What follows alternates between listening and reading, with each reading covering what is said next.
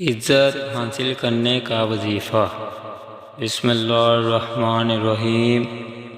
جو شخص پیر اور جمعہ کے دن بعد نماز مغرب 40 مرتبہ یہ اسم مبارک پڑھا کرے، اللہ تعالی اس کو انشاءاللہ لوگوں میں باعزت اور باوقار بنا دے گا۔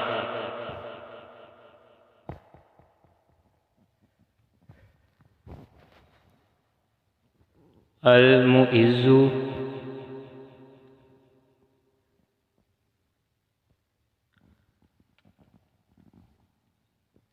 عزت دینے والا۔